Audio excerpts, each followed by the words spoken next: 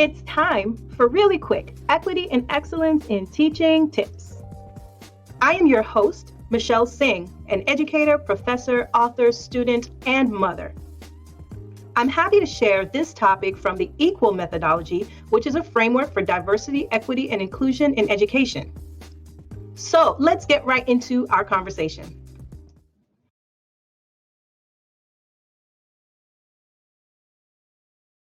James W. Loewen says that teachers need to teach the subject rather than teach the textbook. And part of teaching the subject is diversifying what we teach. It's not just about diversifying the what, though. It's also diversifying the who and the how and so much more. I think back on my experience as a student and how that translated into who I became as a teacher. For example, the first time I was introduced to Zora Neale Hurston, my shiro, was my freshman year of college. I wanted to make sure my students knew her way earlier than I did. And I realized that if I only taught what was in those textbooks, they would have never learned about the Black girl magic Zora Neale Hurston gave this world, nor would they have had the pleasure of learning about the rich history and even visiting her hometown, her birth town of Eatonville, Florida. There is no doubt that students who learn about multiculturalism, diverse content, whatever you want to call it, they show improved academic performance, higher self-esteem, and greater empathy. The research tells us so, and that it's even more of a reason why we should embrace multicultural and diverse content. It cannot be overstated why we should embrace multicultural and diverse content. That's why we're going to focus on the benefits of incorporating multicultural and diverse content in the classroom. And we're going to talk about, three things. Number one, how to engage students who have different learning styles. Number two, how to expose students to new ideas and perspectives. And number three, how to help students see the relevance of other subject areas. So let's jump into topic number one, engaging students with different options for learning as it relates to their learning styles and preferences, right? So again, that's topic number one.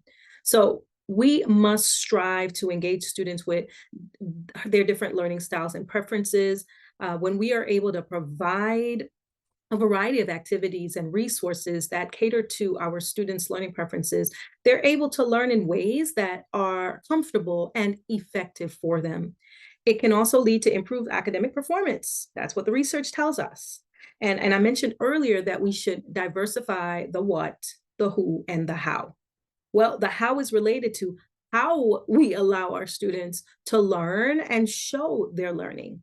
So when students are able to learn in ways that are again, most comfortable and effective for them, the outcomes are going to be favorable, right? Our students who are visual learners, they're going to benefit from things like sketch notes and diagrams and infographics and other visual aids that help them to better understand and retain the information. And our students who are auditory learners may benefit from podcasts and group discussions and just plain old conversations. And our students who are kinesthetic learners may benefit from hands-on activities like scavenger hunts and role playing and even simulations. So when we diversify the how, right, we are embracing how we can incorporate activities and resources that cater to the learning preferences and styles, and we're honoring how our students learn and the different ways that they learn. And most of all, we ensure that all students have an opportunity to succeed and excel in our classrooms because we are giving them that option. So now that we've talked about learning preferences, learning styles, and diversifying it, let's jump into our topic number two, which relates to newness, I guess we will call it. So we must strive to expose students to new ideas and perspectives. That's topic number two. When we have this exposure, we are diversifying the who. And this can broaden students' understanding of the world around them and the people who are in their world and in the world in general. And we're helping to promote empathy and understanding, and we're fostering critical thinking skills. We're also helping students to appreciate the value of diversity and helping them to learn to respect and celebrate differences. So here are just a few ways that we can diversify the who in our classroom. We can use guest speakers. We can invite guest speakers who are from different cultural backgrounds, different professions, that they can come and speak to our students. They bring a valued perspective, right? And then they're providing these new insights to our students on various topics that are related to our content. Okay, we can have role-playing activities where we're encouraging students to engage in these tasks that allow them to see things from different perspectives. For example, they could take on the role of a person from a different culture, a different time period, a different age group, or even people who are experiencing different emotions, right? We can also include current events and discussions around current events. We can engage students in these kinds of discussions and encourage them to consider the different viewpoints around these issues and allow them to see the different perspectives around these current event issues. They can write, they can reflect, and then again, engaging in these structured and respectful conversations as they're finding and they're sharing their different views and insights. So by diversifying the who, we can help our students develop a broader view of the world around them and become more willing to embrace and accept and celebrate differences. So you heard just a bit about new ideas and perspectives. We're going to move on to topic number 3, which is relevance. So we must strive to help students see the relevance of other subjects. One of the benefits is that it helps them to make connections between different content areas and the different areas and subjects that they're learning about. When students understand how concepts from their different subjects relate, they are going to develop a deeper and more meaningful understanding of not just what they're learning, but just how it connects to the world in general. And this is diversifying the what, right? And it can help students see the importance of their subjects, and it can even improve their overall academic performance. They get to see how the subjects are connected, and they're more likely to be engaged and motivated to learn about the different subjects.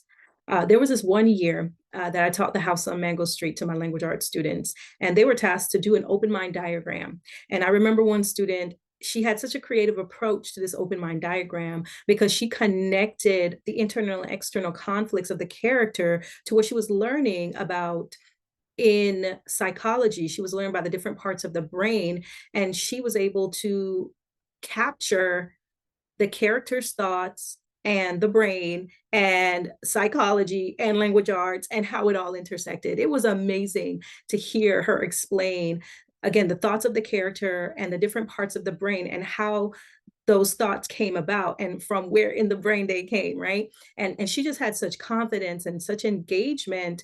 And it really made me consider the ways that I could connect the stories and the skills that I was teaching my students in language arts to other subject areas like, math and social studies and music and art and foreign language and engineering and even physical education. So how about you?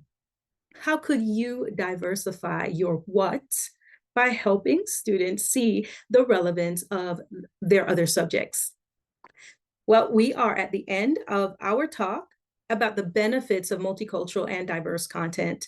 We discussed 3 tips, and they were to engage in the different learning preferences and styles. Number 2 was to expose students to new ideas and perspectives. And number 3 was to help students see the relevance of other subjects. So I thank you for taking time to listen and being open to learning about this topic. And we appreciate being on this journey with you as we move toward equity and excellence in teaching. So one last thing before you go, Exposure to diverse and multicultural content can help students thrive in a multicultural workforce and contribute to a more inclusive society. That's what the research tells us. So, how can you incorporate a variety of cultures and text and languages and experiences and perspectives in your teaching to prepare your students for success, not just right now in the classroom that they're sitting in, but also success in the diverse world that they will and are already living in? The next move is on you. So let's put these ideas to work. Take time to implement and time to reflect. And don't forget to join the conversation. I invite you to share your thoughts and progress with our community online at LCT-E Learning. You may even use the hashtag #LearnWithLCT-E. We look forward to engaging with you. Thank you for watching.